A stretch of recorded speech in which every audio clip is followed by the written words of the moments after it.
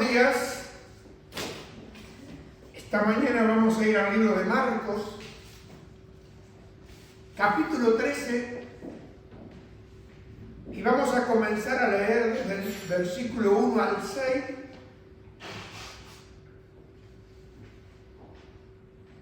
Y dice así la siempre viva y eficaz y poderosa palabra de Dios. Dice: saliendo Jesús del templo, le dijo a uno de sus discípulos, maestro, mira qué piedras y qué edificios. Es como iban caminando, salían, mira, maestro, qué piedras y qué edificios. Jesús respondiendo le dijo: ¿ves estos grandes edificios? No quedará piedra sobre piedra que no sea derribada. Y se sentó en el monte de los olivos, frente al templo, y dice, y Pedro, Jacobo, Juan y Andrés le preguntaron. Yo quiero que usted recuerde que estos 4 discípulos fueron los primeros que Jesús llamó, cuando ellos eran pescadores. Y yo creo que acá dice, como Marco dice Pedro, porque Pedro era el tío de Marco, de Juan Marco. Y vemos acá que dice, dinos cuánto serán estas cosas y qué señal habrá cuando todas estas cosas hayan de cumplirse. Le pidieron una señal y Jesús, respondiéndole, comenzó a decirle: mirad que nadie os engañe. Esta es la primera señal. Porque vendrán muchos en mi nombre diciendo, yo soy el Cristo, y engañarán a muchos, no a pocos. Y el versículo 14 al 20, Jesús dice, ya usted lo habrá leído tantas veces, terremotos, guerras, hambres, pestilencia.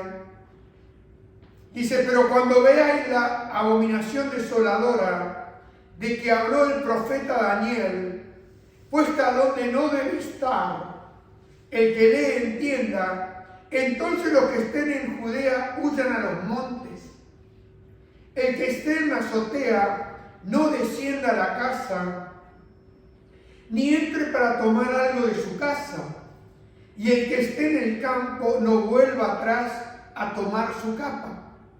Mas ay de las que estén encintas y de las que críen en aquellos días. Acá hay un lamento de Jesús en la visión que el Señor le estaba dando a los 4 discípulos, una visión de dolor.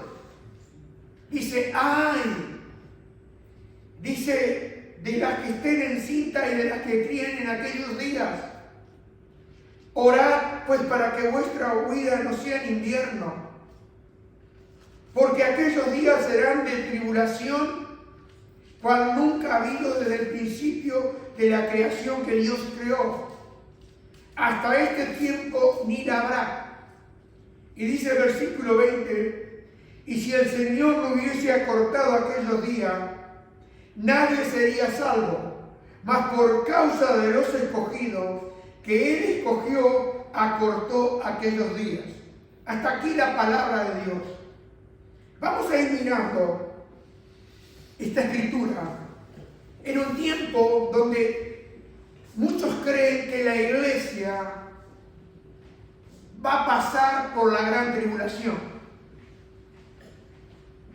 Otros creen que no, y otros creen que después de la gran tribulación, entonces la iglesia será llevada. Pero vamos a ver lo que realmente nos dice y nos enseña la palabra de Dios. Yo ya le he predicado del arrebatamiento de la iglesia, pero hoy quiero que miremos otra porción de las Escrituras para que nosotros lo tengamos bien claro al asunto. ¿Por qué lo podemos tener bien claro al asunto? Porque la Escritura es clara. Y la Biblia se revela a sí mismo lo que necesitamos es tener el Espíritu Santo para que nos revele la palabra de Dios. Necesitamos el Espíritu Santo para que nos guíe a la palabra de Dios, porque Él enseña su palabra y Jesús dijo, Él les dirá todo lo que ustedes deben hacer, les hablará de mí y les enseñará cosas que los discípulos en ese momento todavía no estaban en condición de aprender. Entonces vemos acá que esa tribulación, gran tribulación, fue la destrucción de Jerusalén en el año 69 después de Cristo. Con todos los horrores, puede haber sido un anticipo del futuro, pero de ninguna manera esa tribulación cumple con la profecía mencionada del Señor Jesús en estas escrituras. Porque Marcos capítulo 13 que estamos viendo nos enseña que el Señor vendrá a la tierra después de la gran tribulación. Eso es lo que dice la palabra. Y acá queda muy claro, porque el Señor no vino después de la destrucción de Jerusalén. El que destruyó Jerusalén, que no quedó nada en ese tiempo, fue Antíoco Epifanes, bajo la ocupación griega, y hubo tal atrocidades que fue terrible. Porque uno dice, bueno, yo tengo tribulación. Y usted pregunta, bueno, ¿la iglesia pasa por tribulación? Sí, la iglesia pasa por tribulación. Le digo más, la iglesia desde que nació tiene tribulación. Pero la iglesia no va a estar en la gran tribulación, para que a usted le quede claro. Porque Pablo dijo, somos atribulados en todo. Y problemas tenemos todos. Persecución hemos tenido y tenemos y tendremos.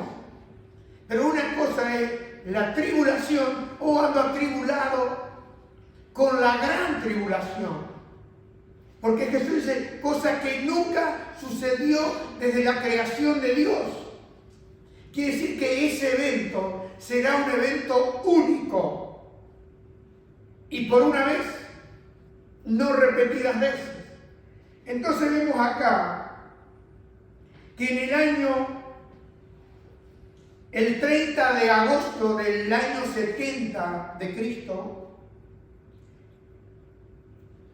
fue cuando Antíoco vino,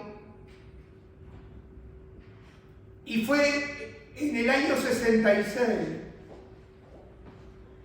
después de Cristo que los judíos se armaron en armas contra los invasores romanos. Muchos años antes se habían unido contra su santo Hijo Jesús, pero ahora los judíos se levantaron en armas contra la fuerza de ocupación que era Roma.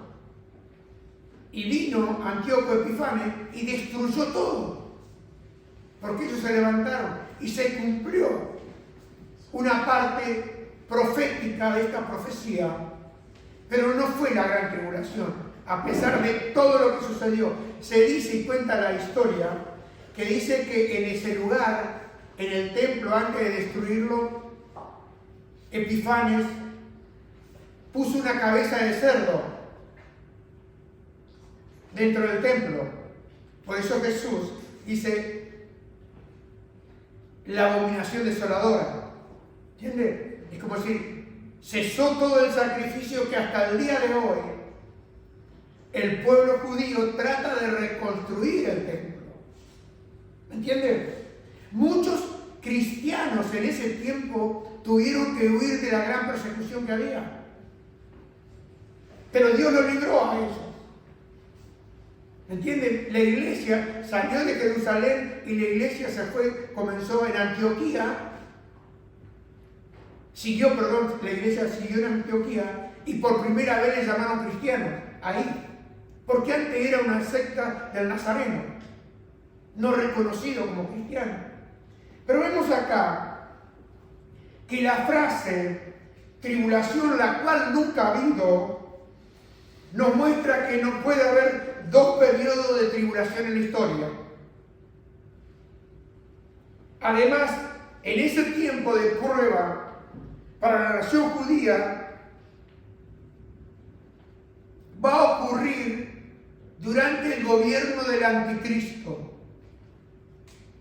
el cual será aceptado por la nación judía, la cual la nación judía ha rechazado a su propio Mesías.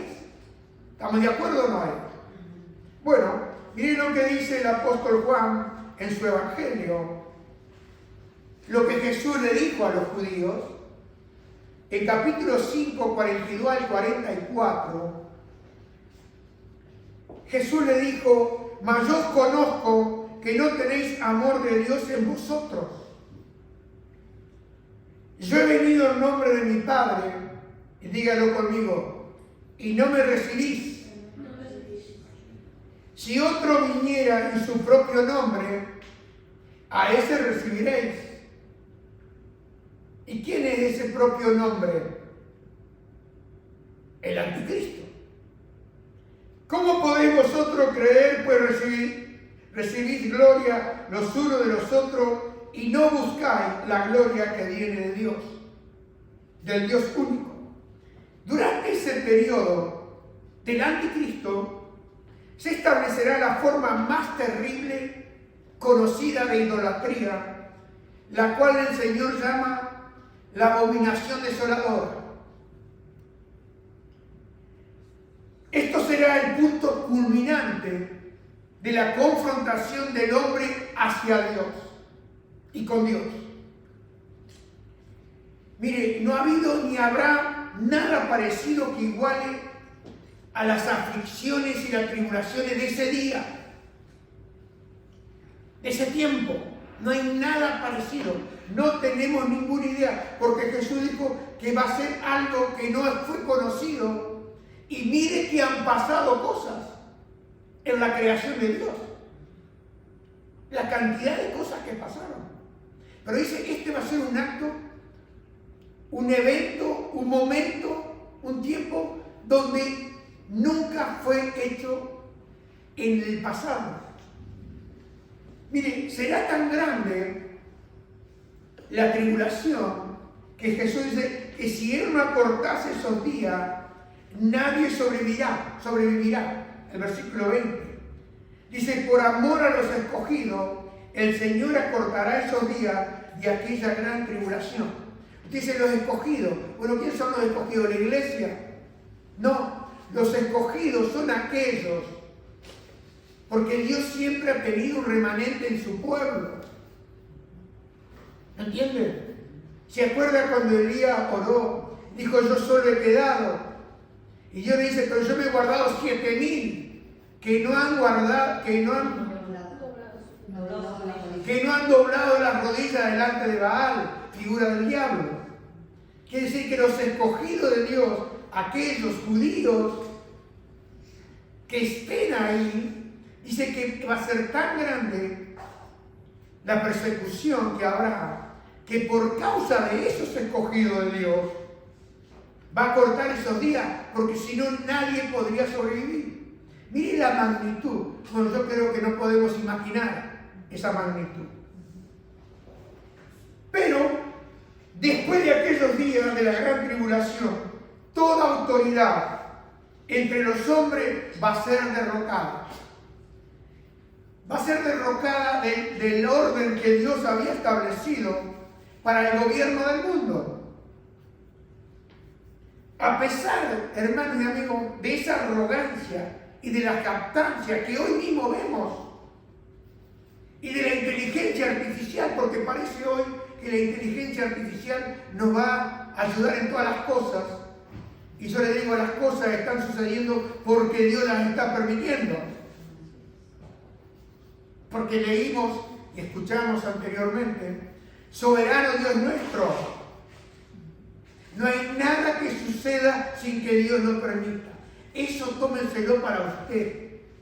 y para mí me lo tomo. No hay nada que a mí me suceda que Dios no lo permita. Porque Él es soberano. Soberano significa que Él tiene el control de todo.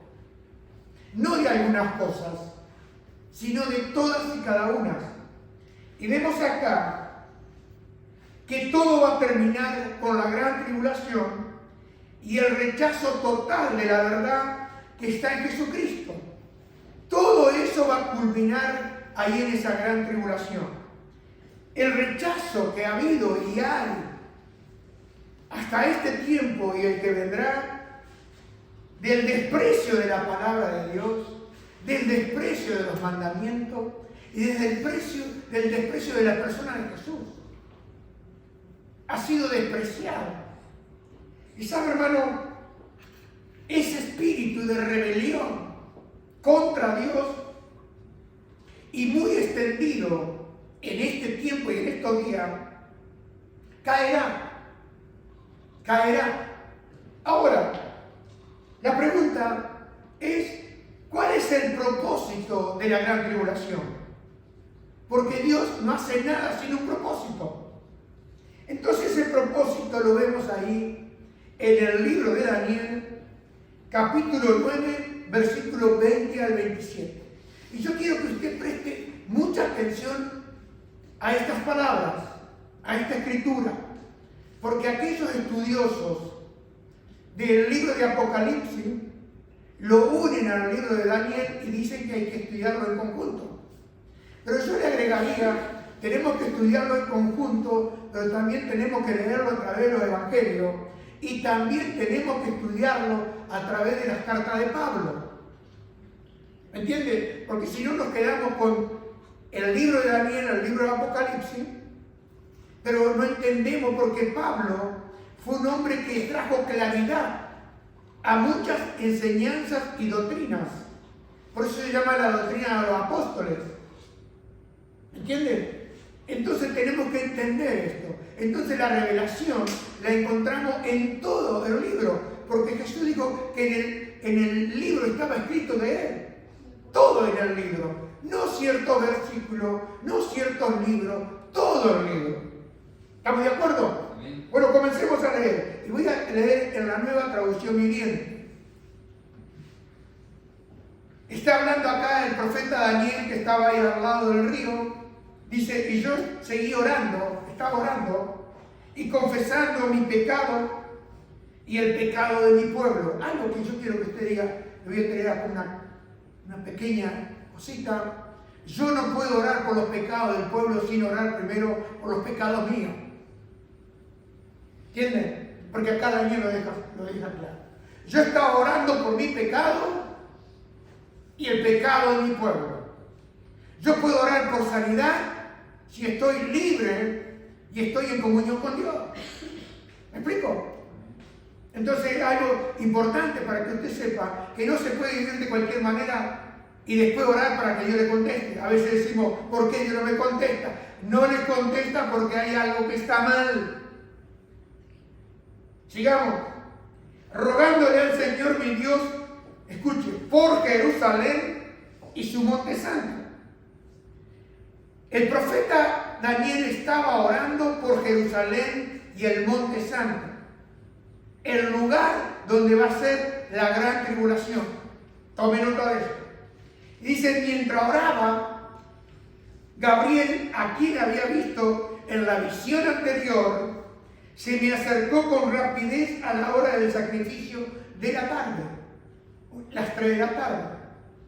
Y él me explicó, me gusta esta versión porque me lo deja mucho más claro. Y el ángel Gabriel le dice, Daniel, he venido hasta aquí para darte percepción y entendimiento. En cuanto comenzaste a orar, se dio una orden y ahora estoy aquí para decírtela, porque eres muy precioso para Dios. Presta mucha atención para que puedas entender el significado de la visión. Y dice así, un periodo de 70 conjuntos de 7 se ha decretado para tu pueblo y tu ciudad santa para poner fin a su rebelión. Dice que esto ya ha sido decretado, se ha establecido el tiempo y el momento cuándo será. Dice, para terminar con el pecado y para obtener perdón por su culpa, para traer justicia eterna, para confirmar la visión profética y para ungir el lugar santísimo. Y le dice el ángel Gabriel, ahora escucha y entiende. Pasarán 7 conjuntos de 7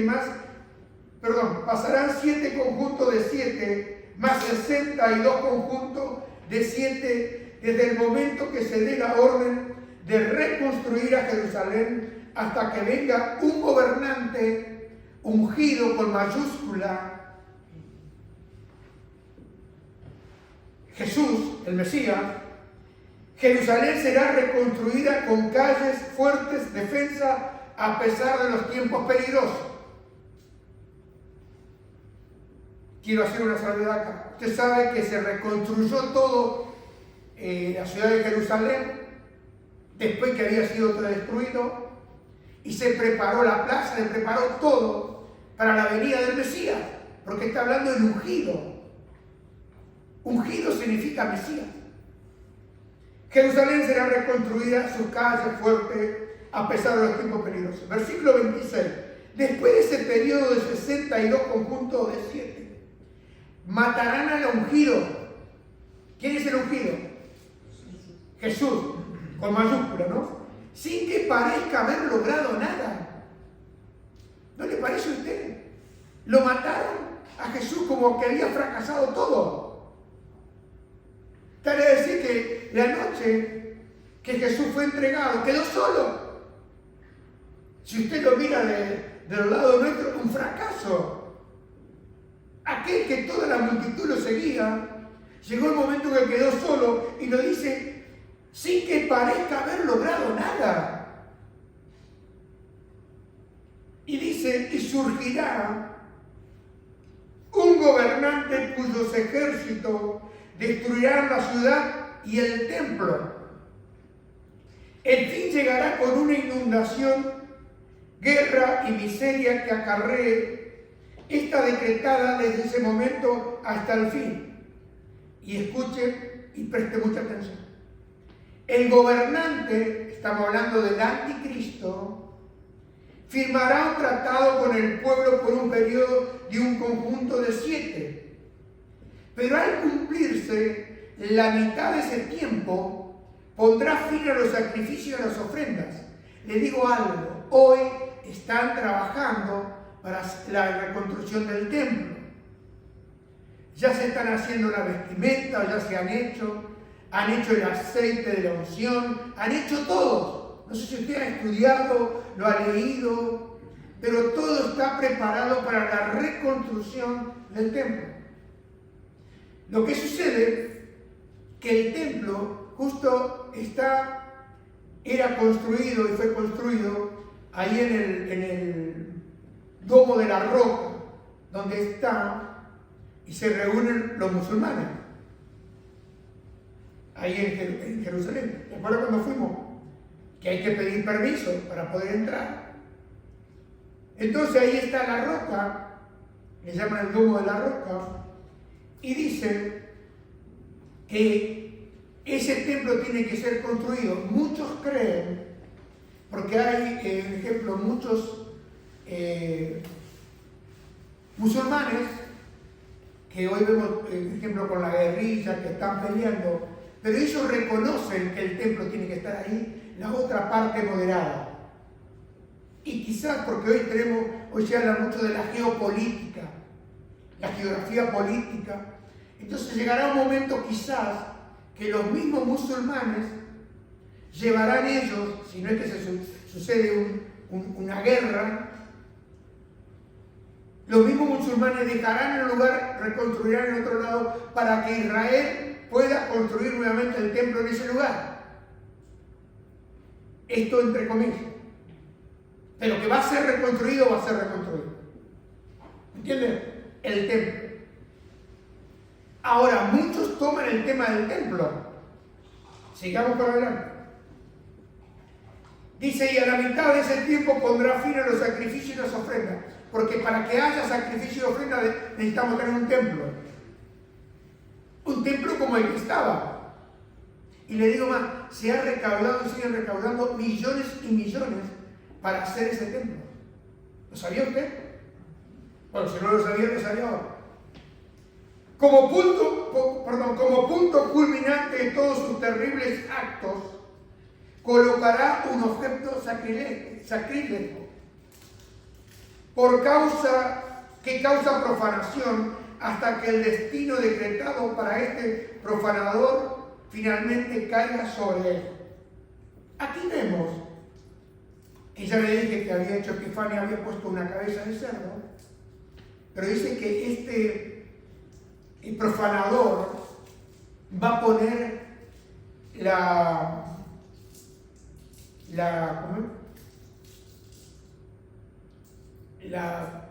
no me sale la palabra,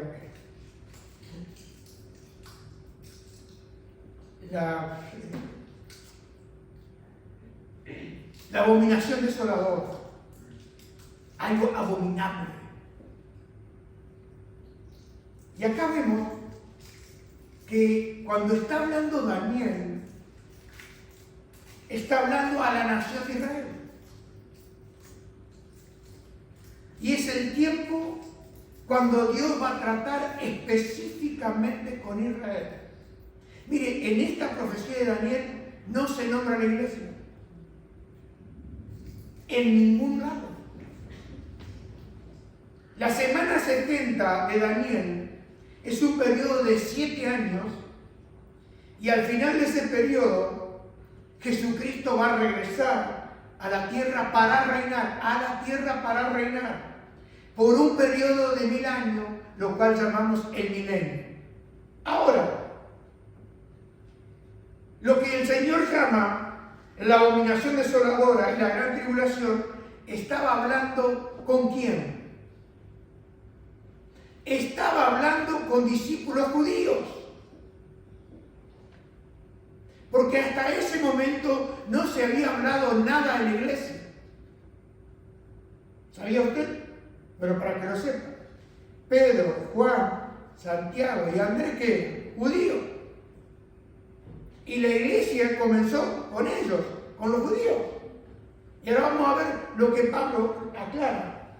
Lo que está hablando Daniel, y esa profecía se va a cumplir literalmente, que por 3 años y medio Israel va a firmar un tratado con este gobernante, el anticristo. Pero a la mitad de los 7 años, este gobernante vendrá y atacará a Israel en lo que se llama la guerra del Almagedón, que va a traer esa gran desolación en aquel lugar, porque todos los ojos miran a Jerusalén, pero todavía falta mucho, porque a veces nosotros decimos, bueno, este es el fin del mundo. No confunda esto con el fin del mundo, porque todavía falta tiempo. Acá vemos que cuando el Señor Jesús hablaba con estos discípulos, no menciona nada de la iglesia. Porque, mire, estos mismos hombres, yo creo que fueron los que le preguntaron, o quizás fue Juan, que siempre estaba muy cerca. Lo vemos ahí en Hechos 1, capítulo 6 al 11.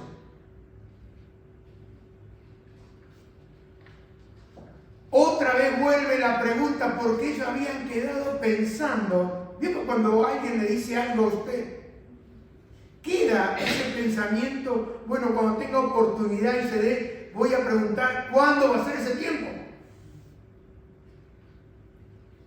Y dice así que mientras los apóstoles estaban con Jesús, esto es el libro de los Hechos, le preguntaron con insistencia, Señor, ¿ha llegado ya el tiempo de que liberes a Israel y restaures nuestro reino? Porque cuando Jesús comenzó a predicar el Evangelio, Él dijo, arrepentíos porque el reino de los cielos se ha acercado. El reino se había acercado porque era el rey, Jesús. ¿Entienden? Tal es así que cuando a él lo crucifican, Pilato pone un nombre, Jesús, Rey de los Judíos. Y ellos vinieron a pedirle que sacara ese nombre y Pilato dijo, lo que he escrito está aquí. No hubo ninguna casualidad, porque realmente era el rey y es el Rey de los Judíos.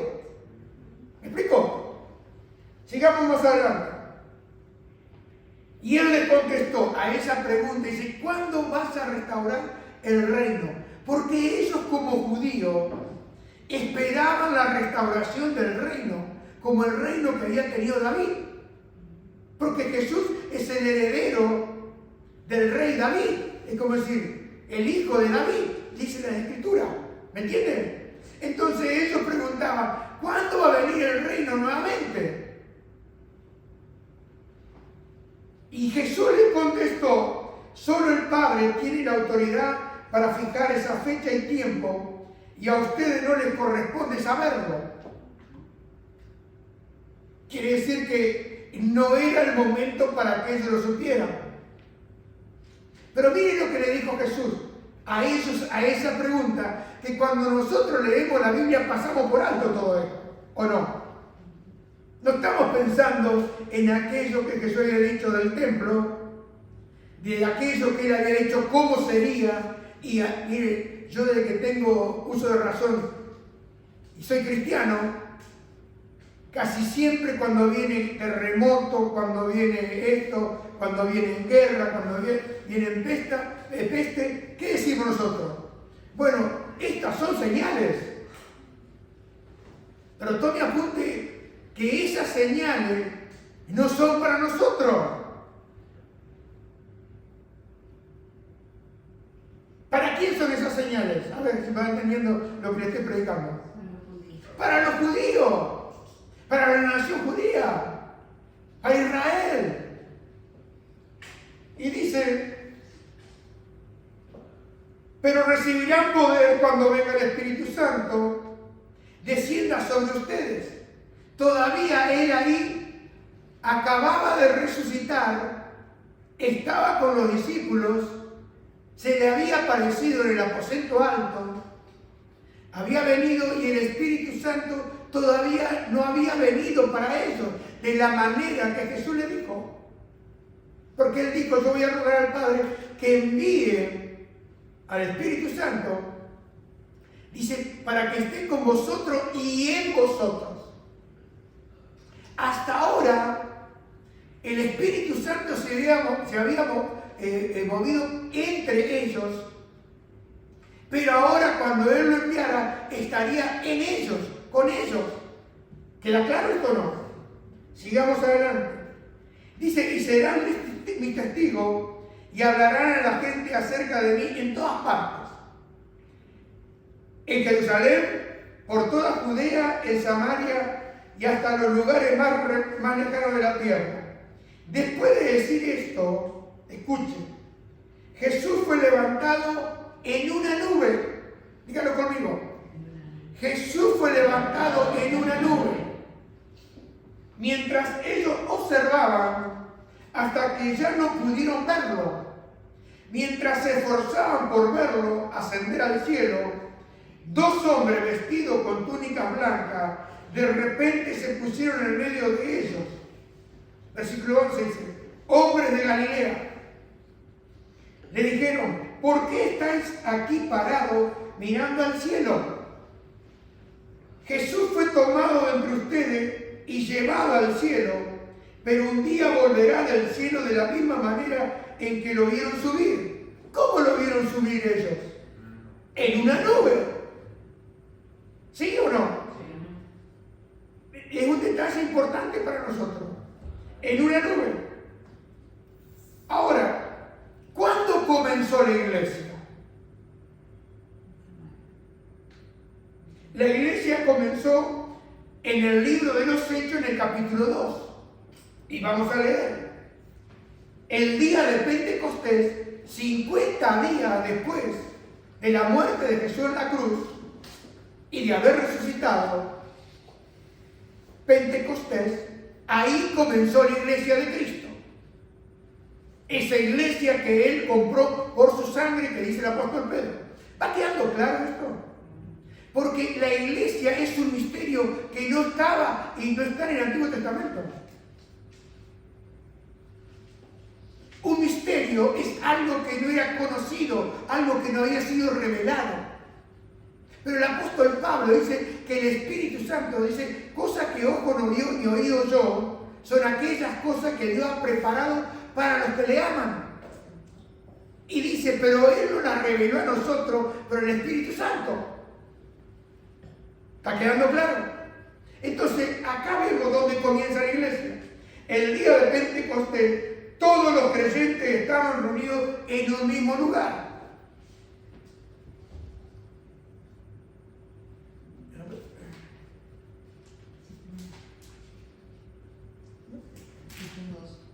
Sí, pero me estoy... No, habré puesto mal la hoja. Dice, y de repente se oyó un ruido desde el cielo, parecido al estruendo de un viento fuerte e impetuoso que llenó la casa donde estaban sentados. Eso es el aposento alto, donde dice que habían estado más o menos unos 120 personas y estaba María y los hermanos, pero después no se habla de María y los hermanos. Luego algo parecido a una llama o lenguas de fuego aparecieron y se posaron sobre cada uno de ellos, sobre los 120 que estaban en el aposento alto. Y todos los presentes fueron llenos ¿de qué? Del Espíritu Santo. ¿Y qué pasó? Comenzaron a hablar en otro idioma, conforme el Espíritu Santo les daba la capacidad a cada uno de ellos.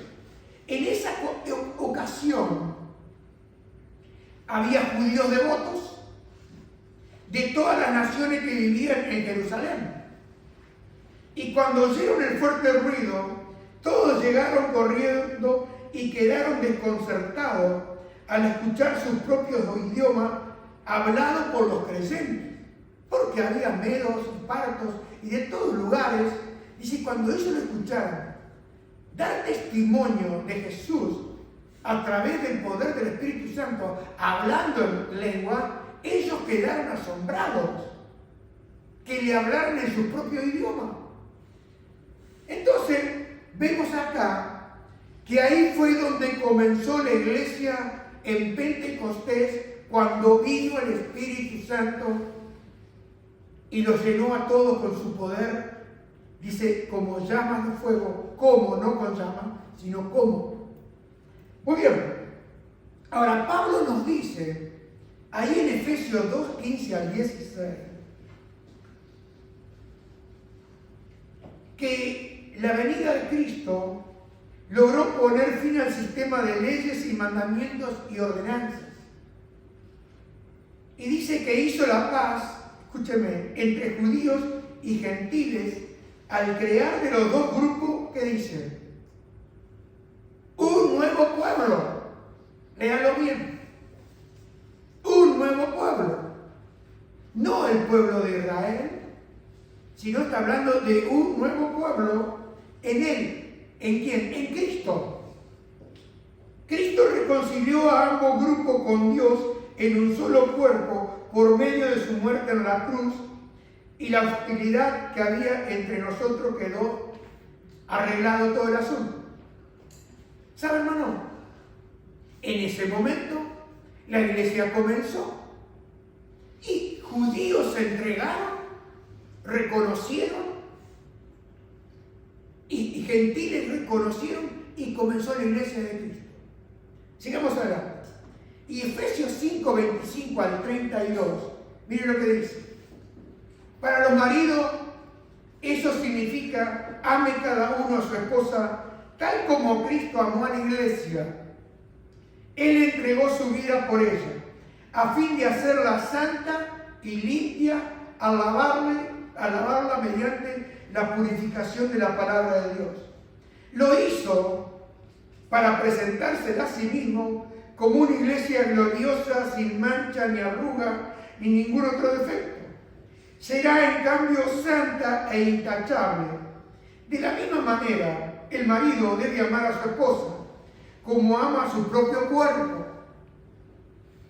Pues un hombre que ama a su esposa en realidad demuestra que se ama a sí mismo. Tome nota de estos pequeños detalles que dicen mucho. Porque dice, nadie odia su propio cuerpo, sino que lo alimenta y lo cuida, tal como Cristo lo hace por la iglesia. ¿Qué es la iglesia? El cuerpo de Cristo. ¿Qué hace Cristo por la iglesia? Lo cuida y lo alimenta. Pero miren, y nosotros somos miembros de su cuerpo, del cuerpo de Cristo. Como dicen las Escrituras, el hombre deja a su padre y su madre y se une a su esposo y los dos se convierten en uno solo. Y Pablo dice acá, eso es un gran misterio, algo que no había sido revelado. Dice, pero ilustra la manera en que Cristo y la iglesia son uno. Ahora, usted imagina, Cristo en la cruz del Calvario recibió toda la ira del Padre por causa de nuestros pecados. Ahora, si Cristo ama a su cuerpo, la iglesia, y la iglesia, la esposa de Cristo, la va a hacer pasar por la gran tribulación. Si Él ya recibió la ira de Dios en la cruz del Calvario, si Él ya fue rechazado por el pueblo, pero no rechazado por nosotros los cristianos. Ahora, ¿cómo sabemos que la iglesia no pasará por la gran tribulación? Vamos a preguntarle a la Biblia. Bueno, vamos a ver ahí en Tesalonicenses, 1 Tesalonicenses 4, 13 al 18. ¿Ya no lo puedes poner? Te estoy escuchando. En 1 Tesalonicenses, por eso es que es importante las cartas paulinas. Dice, tampoco queremos, hermanos, que ignoréis acerca de los que duermen. Nunca habla de los cristianos muertos. Si yo me voy, duermo, pero nunca muerto.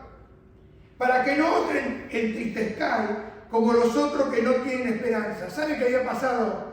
Que los cristianos, los creyentes de Tesalónica, pensaban que aquellos que habían muerto por la persecución se habían perdido lo mejor.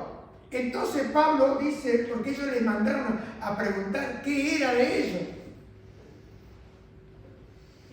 Dice, porque si creemos que Jesús murió y resucitó, así también traerá Dios con Jesús a los que durmieron en Él. A los que durmieron como cristianos, que murieron como cristianos. Por lo cual os decimos esto en palabras del Señor.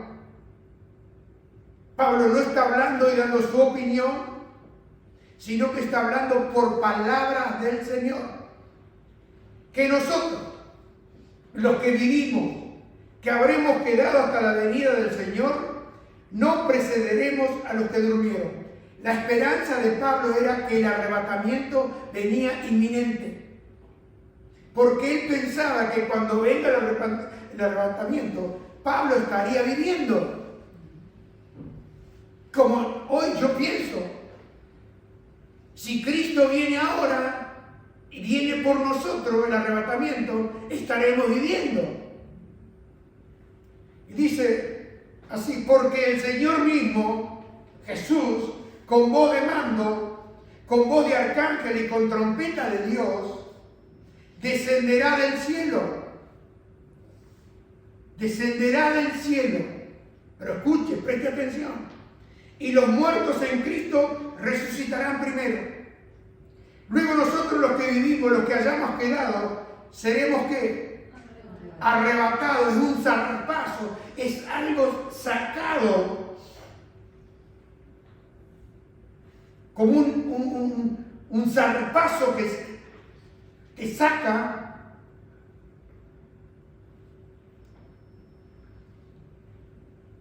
Seremos arrebatados, ¿cómo? Juntamente con ellos, ¿en dónde? En las nubes. ¿Qué le dijeron los ángeles a los discípulos? De la misma manera que lo viste ascender, así vendrá, ¿no? En la nube. Dice, para recibir al Señor en el aire, y así estaremos siempre con el Señor, por tanto alentados unos a otros con estas palabras. Quiero que sepa usted que Cristo vino una vez a la tierra, y en la tierra no fue reconocido, y va a volver, porque Él dijo que va a reinar acá en la tierra. Entonces dice, ¿cómo puede ser? Si Cristo viene por la iglesia, ¿cómo puede venir después? Bueno, la iglesia va a ser arrebatada, pero Cristo va a venir después de la gran tribulación para reinar, como Él lo prometió, en el reinado milenial, por 1000 años. Bueno, ¿qué es el arrebatamiento? Los creyentes vivos, junto con los creyentes muertos, nos vamos a encontrar con el Señor en el aire y estaremos con Jesús para siempre. El arrebatamiento, ¿sabe lo que es? Es Dios llevándose a su pueblo de la tierra, sacándolo. Y dice, ¿cómo puede ser? Y bueno, ¿se acuerda cuando estaba predicando el Evangelio Felipe ahí en Samaria? ¿Qué le pasó? Vino un arrebatamiento que lo llevó al desierto. ¿Puede ser difícil para Dios? Si dice que no hay nada difícil. ¿Se acuerda cuando Elías vino y fue arrebatado en la carroza y fue llevado? ¿Se acuerda o no? ¿Lo leyó? ¿Y qué? Son todas figuras de lo que Dios va a hacer con nosotros. Sigamos. Dios se lleva a su pueblo, a ese nuevo pueblo creado en Cristo Jesús, llamado la Iglesia de Cristo. ¿Le va quedando claro o no? Bueno, mire, ¿por qué Dios se lo va a llevar? ¿Por qué Dios va a llevar a su iglesia? Lo dice la Biblia. Primera Tesalonicenses, capítulo 5, versículo 9. Porque no nos ha puesto Dios para ira, sino para alcanzar salvación por medio de nuestro Señor Jesucristo. Porque la ira ya fue descargada sobre Jesús. ¿Le queda claro? ¿Usted lo va entendiendo? Conclusión. ¿Cuál fue el secreto de la iglesia primitiva? Porque por 300 años masacraron a los cristianos. Cuando nosotros vemos ahí en los coliseos, donde llevaban familias completas, hoy usted lo ve a las películas en 3D, ve todo eso, los llevaban y ellos morían devorados por la fiera, pero no asustados. ¿Por qué? Porque la esperanza, su confianza, y aún a la iglesia de Tesalónica, porque ellos eran ejemplo en medio de la persecución. ¿Qué es lo que los mantenía a ellos? ¿Y qué es lo que a nosotros nos está fallando? Vuelvo a preguntar, ¿qué es lo que los mantenía a ellos y qué es lo que nos está fallando a nosotros hoy? No es la fe. Es que nos hemos enredado con el mundo. No hemos enredado en las cosas del mundo. No hemos puesto la mirada arriba, sino que estamos mirando abajo. Y toda nuestra solución está acá abajo. Pero ellos, en ese momento, en medio de las tribulaciones, en medio de las persecuciones, su fe, como dijo la hermana, la esperanza y el gozo, ¿cuál era? El retorno inminente de Jesús. Eso es lo que le llama la Biblia la esperanza bienaventurada y gloriosa. ¿Me entiende? Porque ellos enfrentaban sus problemas, sus tribulaciones, no la gran tribulación, con fe, con gozo, con esperanza. Y miren lo que dice Apocalipsis 1:7. Porque el retorno de Cristo viene a buscar su iglesia, su amada, la que Él cuida, alimenta, como su propio cuerpo. Y dice Apocalipsis 22, 17, 21, porque desde el capítulo 6, creo, hasta el capítulo 19, se habla de todo lo que va a pasar, de las copas de ira derramadas, del anticristo, de la bestia, del falso profeta, todo, hasta que llega al final del libro. Y mire lo que dice el final del libro.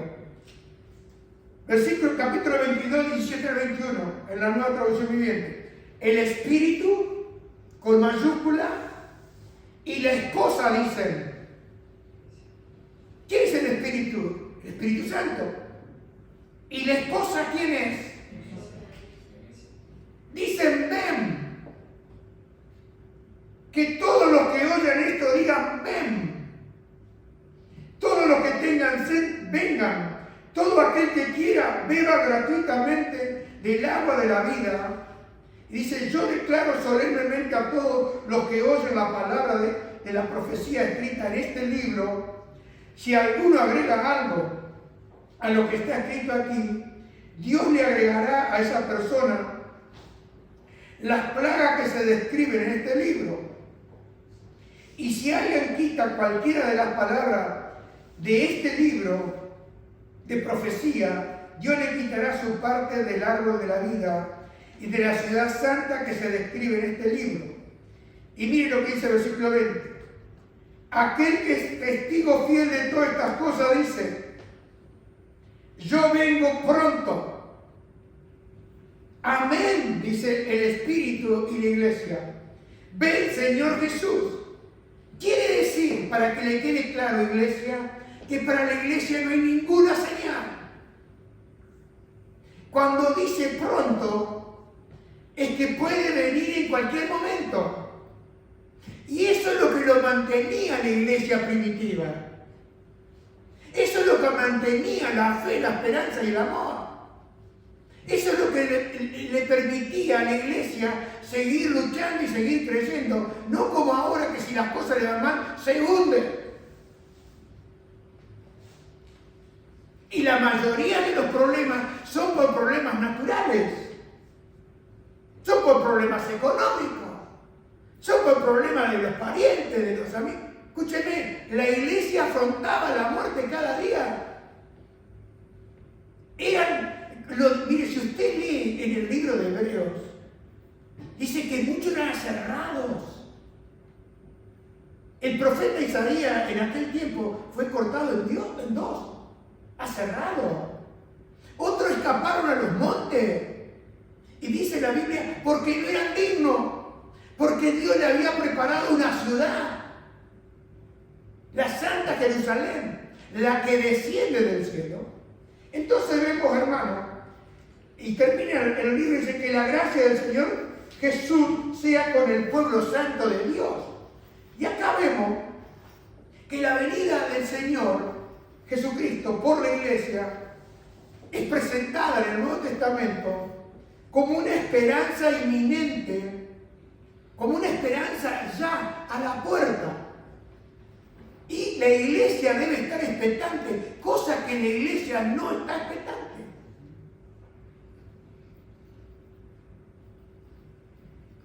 La venida de Cristo, hermanos y amigos, es inminente.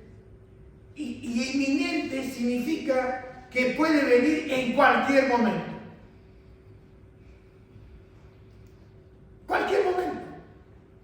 Usted dice, bueno, ahora vino el torrente, una señal. No olvídese la señal. Bueno, hay terremoto. ¿Viste que terremoto acá? Hay guerra, ahora tenemos Ucrania, Rusia, Israel. No, hermano, la iglesia nada que ver. Porque la iglesia no fue puesta para cambiar al mundo.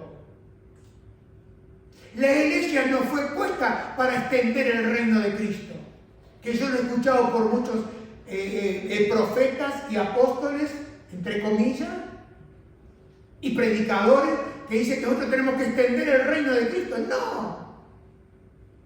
No tenemos que extender el reino, porque el reino paralizó cuando el pueblo de Israel rechazó a Jesús. Y acá al final de este libro de Apocalipsis nos dice Juan, aquel que se recostaba sobre el pecho de Jesús, no pidió Señor como él le enseñó a orar. ¿Cómo le enseñó Jesús a orar a los discípulos?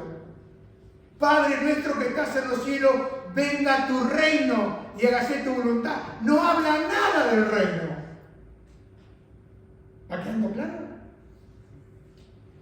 Dice la esposa, el espíritu y la esposa dicen ven. La iglesia está esperando que Cristo venga. La iglesia está esperando la venida de Jesús. Porque no necesita ninguna profecía. Mire, antes que Jesús venga, podría venir hoy mismo. Porque todo está respaldado por la palabra de Dios. Porque ahí en 1 Corintios capítulo 15, 51 al 52, yo se lo leo, lo que Pablo le dijo a la iglesia de Corintio, dije, aquí os digo un misterio. No todos dormiremos, pero todos seremos transformados. En un momento y en un abrir y cerrar de ojos, a la final trompeta, porque se tocará la trompeta, y los santos y los muertos en Cristo, dentro de Cristo, con Cristo, serán resucitados incorruptibles y nosotros seremos transformados. ¿Cómo? En un abrir y cerrar de ojos. A ver, abra los ojos bien grandes y cierre los ojos. Eso es lo que va a demorar para que usted sea transformado su cuerpo, como el cuerpo del Señor Jesús. Un cuerpo glorioso, transformado por el poder de Dios. Ahora, Santiago también dice ahí en Santiago 5:8, tened también vosotros paciencia y afirmad vuestros corazones, porque la venida del Señor se acerca. ¿Cuándo lo dijo Santiago? Años 60 o antes. Ellos ya estaban expectantes. Hermano, basta de quejarnos por la situación. Si nunca hemos estado en mejor situación que ahora.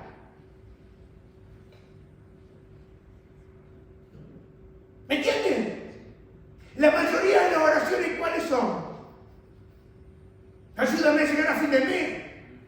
No, la oración sería, Señor, sigue obrando y trabajando y despiértame para vivir esperándote. Porque tú eres mi esperanza, mi única esperanza. Hebreo dice, escúcheme, hoy lo estamos viendo. Gente deja de ir a la iglesia.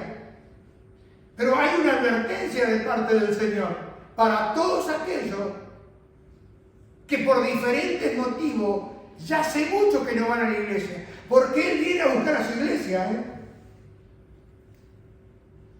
Ah, yo soy iglesia de Cristo, pero me quedo en casa. Pero mire lo que le dice la Biblia a todas esas personas. Hebreos 10:25, no dejando de congregarse, como algunos tienen por costumbre, sino exhortaos, y tanto más cuando veis que aquel día se acerca. ¿Cuál es el día que se acerca? El día de la venida de Cristo Jesús. Que puede ser que esta mañana nos vamos con Él. Y aquellos que están en la iglesia, que han nacido de nuevo, se van con Él. Porque no va a venir aquel que dice que es cristiano, sino que aquel que vive como un cristiano. Y que obedece la santa palabra de Dios. Y en Filipenses 3:20 dice, mas vuestra ciudadanía está en el cielo, de donde también esperamos al Salvador, al Señor Jesucristo. Somos ciudadanos con pasaporte, escrito con sangre santa. Ese es nuestro lugar, nuestro destino, el cielo. Y Tito dice, aguardando la esperanza bienaventurada y gloriosa de nuestro gran Dios y Salvador Jesucristo. Aguardando. ¿Qué es? Estar velando, despierto, esperando la venida de nuestro Señor Jesucristo. ¿Qué le parece a usted? Le digo más, no es algo revelador y reconfortante saber, como dijo Pablo, que todo lo puedo en Cristo porque Él me fortalece. Y también le dijo a la iglesia de Roma, nada nos separará del amor de Cristo.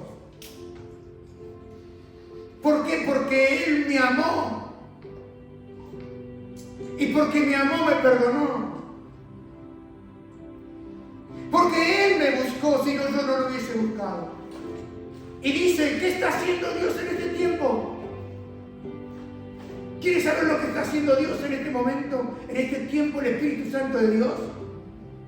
Está buscando de cada nación y de cada pueblo personas para su iglesia hasta que sea completado el número de los que son y que reciben a Cristo y se van con Él.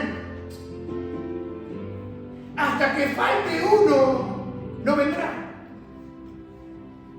Pero cuidado, que hoy puede llenarse. Y cuando se llenan, ¿qué hacemos? La iglesia se va. ¿Y quiere que le diga una cosa? Yo estoy tan seguro, por medio de la fe en Jesús, porque he creído en ese sacrificio donde la ira del Padre cayó sobre Cristo en la cruz del Calvario. ¿Y saben dónde fue? Afuera de Jerusalén. Y todo el pueblo dijo, crucifícame. Y los sacerdotes lo despreciaron. Dice, matémosle. Y el hombre que escribió esta parte, esa revelación, fue el apóstol Pablo. El judío Pablo. El rabino Pablo. Que perseguía a la iglesia creyendo que hacía bien para Dios. Y los masacraba y los traía a Jerusalén para que sean juzgados. Y ser juzgados, usted sabe que el juicio era justo como el juicio que le hicieron a Jesús. Era un juicio tan justo que decían, usted está predicando lo que le habían prohibido, que no hablaran en el nombre de Jesús. Es para pensarlo, ¿no? Pero camino de Damasco iba a buscar gente. ¿Y qué pasó? Se encontró con Jesús. ¿Y saben lo que le dijo Jesús? Pablo, Saulo, Saulo, ¿por qué me persigues? Porque cada uno de sus hijos de la iglesia santa de Cristo, cuando a ti te persiguen, lo están persiguiendo a él. Pero aquel que todo lo ve, aquel que todo lo sabe, aquel que es soberano de los reyes de la tierra y que tiene todo el control. Yo sé que más allá del horizonte hay un rey que vendrá. No dice que será rey. Él es el rey. Él es el rey de los reyes, los cuales los poderosos de la tierra han despreciado. Pero bienaventurados aquellos que le han creído al Padre, al Hijo y al Espíritu Santo. Se anima a decir, más allá del horizonte, yo sé, y de las nubes, aleluya, abrígame, aleluya, y más allá de las esferas, la luna y las estrellas, ¿qué sucede? vive Jehová, El yo soy, sobre su trono sublime, los serafines alabando está, aleluya, y los 24 ancianos, dice santo, santo, santo, a su majestad, y su gloria está aquí, levante sus manos, aleluya. y su gloria Deje que el Espíritu Santo sirva su corazón. aquí, Deje que el Espíritu Santo confirme su palabra. con su poder, Porque el amor echa fuera todo temor. solo quiero Y Él nos ha dado